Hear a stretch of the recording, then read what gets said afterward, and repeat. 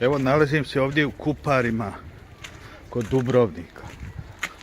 Ovo je ovdje neki bio hotel, piše hotel Gorična. Ovo je ovdje napušteno.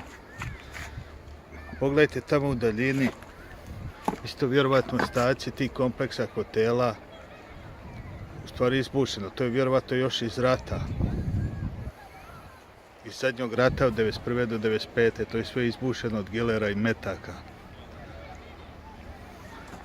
Mislim da su to još ostaci od rata.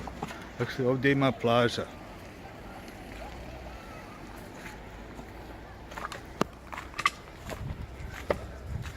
Evo, to ovako izgleda unutra. Ovdje dosta dolaze ovi iz Bosne na plažu.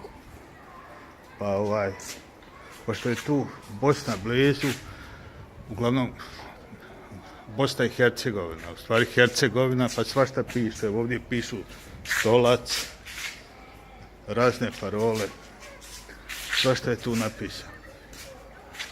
Evo kako to izgleda.